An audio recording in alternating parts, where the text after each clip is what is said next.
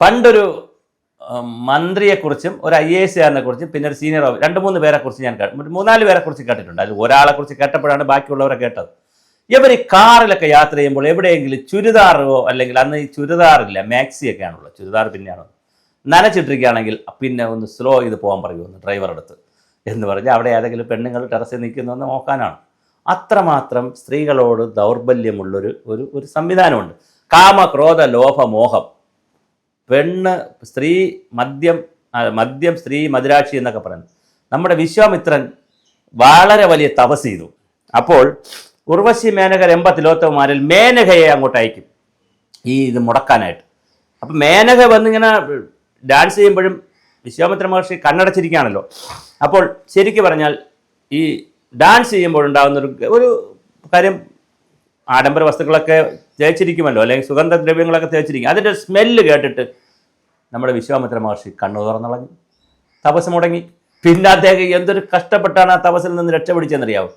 നമ്മുടെ മന്ത്രി AK ശശീന്ദ്രനുണ്ടല്ലോ, honey ട്രാപ്പിൽ വീണ് ഒരു മംഗളം ചാനൽ തന്നെ പൂട്ടിപ്പോയി. മംഗള അജിത് കുമാർ എന്ന് പറഞ്ഞാൽ ആരായിരുന്നു? തിരുവനന്തപുരത്തെ പ്രസ് ക്ലബിൻ്റെയൊക്കെ മംഗള അജിത് കുമാർ എന്ന് പറഞ്ഞൊരു 1.5 ജേർണലിസ്റ്റ് ആയിരുന്നില്ലേ? അവരുടെ ചാനലിൻ്റെ, മംഗളം ചാനലിൻ്റെ ഒരു പ്രൊമോഷന് വേണ്ടി എന്നൊക്കെ പറഞ്ഞാണോ എന്ന് എനിക്കറിയില്ല. അതുകൊണ്ട് ഞാൻ ഇനിയിപ്പോൾ അവരിനി കേസ് കൊടുക്കണ്ട. അതിൻ്റെ പേരിൽ ഒരു സ്ത്രീയുടെ ഹണി ട്രാപ്പിലൊക്കെ പെട്ട് നമ്മുടെ മന്ത്രി രാജിവെക്കേണ്ടി വന്നു. ഇത് ഭയങ്കര ഒരു വലിയ പ്രശ്നമാണ്. ഞാൻ പറഞ്ഞു വരുന്നത് മേനകയുടെയോ രംഭയുടെയോ തിലോത്തമയുടെയോ ഉർവശിയുടെയോ അങ്ങനെ ഒരു സ്ത്രീയുടെ കാര്യമില്ല. നമ്മുടെ ജ്യോതി മൽഹോത്ര ഇപ്പോൾ വന്ന് എല്ലാവരും കൂടെ അവർ നിന്ന് ബ്ലോഗറിൽ വീഡിയോ ചെയ്തിരിക്കുന്നു. ആദ്യം നമ്മുടെ മരുമോൻ, നമ്മുടെ മുഹമ്മദ് റിയാസ് വിളിച്ചുകൊണ്ട് വന്നു എന്ന് പറഞ്ഞ് വലിയ കരക്കമ്പികൾ ഇറക്കി. അതേ ചെറുപ്പക്കാരനൂടെ ആയതിന് വേറെ ഒരുപാട് കഥകൾ ഇറക്കി. ആ സ്ത്രീകളോടുള്ള താല്പര്യം ഉൾപ്പെടെയുള്ള ഒരുപാട് മോശം കമൻറ്റുകളൊക്കെ, ട്രോളുകളൊക്കെ നമ്മളെ സോഷ്യൽ മീഡിയയിലൊക്കെ വന്നു. അങ്ങനെ BJPക്കാരും കോൺഗ്രസ്സുകാരും ഒക്കെ ഇങ്ങനെ അറുമാദിച്ച് ഇന്നപ്പോഴാണ് വി മുരളീധരനോടൊപ്പവും സുരേന്ദ്രനോടൊപ്പം വന്ദേ ഭാരതിൽ യാത്ര ചെയ്യുന്ന ഒരു പടവും കൂടി പുറത്തു വന്നിട്ടുണ്ട്.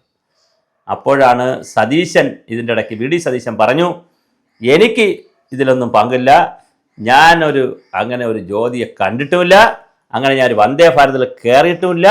അഥവാ ഇനി ജ്യോതിയെ ഞാൻ കണ്ടിട്ടുണ്ടെങ്കിൽ, നമ്മുടെ ഏതെങ്കിലും പരിപാടിക്ക് PR വർക്കിന് വന്നിട്ടുണ്ടെങ്കിൽ ആ ജ്യോതി ഈ ജ്യോതിയല്ല എന്നൊക്കെ പറഞ്ഞ്, എന്തിനാണ് ജ്യോതി അന്ന് ബ്ലോഗറായിട്ട് വരുമ്പോൾ ഭീകരവാദി അല്ലല്ലോ, ഇപ്പോഴല്ലേ ഭീകരവാദി ആയത്, മുമ്പ് ഭീകരവാദി അല്ലാതെ പാകിസ്ഥാൻ ചാരയായത്, മുമ്പ് പാകിസ്ഥാൻ ചാര ആകാതിരുന്ന കാലത്ത് കൊണ്ടുവന്നതിന് എന്തിനാണ് മരുമോനെ കുറ്റം പറയുന്നതെന്ന് VD സതീശൻ ചോദിക്കുമ്പോൾ അടുത്ത കരക്കമ്പി ഇറങ്ങുന്നു. എന്താണ് കാര്യമെന്ന് വെച്ചാൽ, എന്താണ് VD സതീശനും മരുമോനുമായിട്ടുള്ള അന്തർധാര? മുഖ്യമന്ത്രിയെ ഒരുപാട് തെറിയൊക്കെ പറയും, ഭരണത്തേക്ക് വിമർശിക്കും, പക്ഷേ റിയാസുമായിട്ട് എന്തെങ്കിലും അന്തർധാര സതീശനുണ്ടോ? അപ്പോഴാണ് വേറെ ചില സംശയങ്ങൾ പറയുന്നു.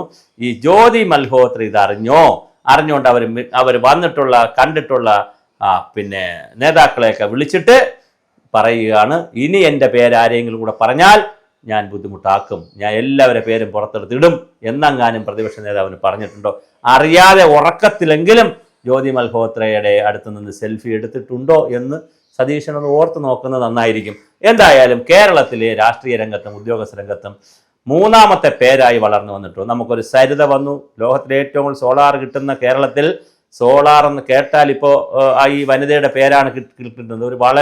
അവരൊരു സംരംഭകയാണ്, ഒരു ജോലിക്ക് വേണ്ടി അല്ലെങ്കിൽ ഒരു സ്ഥാപനം തുടങ്ങാൻ വന്നതാണ്. ഒരു ഗവൺമെൻറ്റിനെ തന്നെ കൊണ്ടുപോയത് വലിയ പ്രതിസന്ധിയിലേക്ക് പോയി. ഉമ്മൻചാണ്ടിയെ പോലുള്ള ആളുകളൊക്കെ മണിക്കൂറുകളോളം കോടതിയിൽ പോയിരുന്നു, തെറ്റ് ചെയ്തിട്ടില്ല എന്നൊക്കെ പറയേണ്ടി വന്ന വലിയ വിവാദമുണ്ടായി. അത് കഴിഞ്ഞൊരു സ്വപ്ന, അത് ഫ്ലൈറ്റിലൂടെ ഇറങ്ങി, ഡിപ്ലോമാറ്റ് സ്വപ്ന എന്ന് പറയുന്ന സ്വപ്നയുടെ പേരിലും ഇത് വന്നു. ഇപ്പോൾ ഇതാ ജ്യോതി മൽഹോത്ര. എന്തേ കേരളത്തിലെ വിശ്വാമിത്രന്മാരില്ലയോ? വിശ്വാമിത്രന്മാർ ഇപ്പോഴും ഉണ്ടോ? അതോ ഇവർ ഈ തപസ്സിരിക്കും വിശ്വാമിത്രന് പറ്റിയതുപോലെ ഇവിടെ നമ്മുടെ നേതാക്കൾക്കും നമ്മുടെ ഉദ്യോഗസ്ഥന്മാർക്കും സിവിൽ സർവീസുകാർക്കും ഒക്കെ ഇങ്ങനെ പറ്റുന്നുണ്ടോ?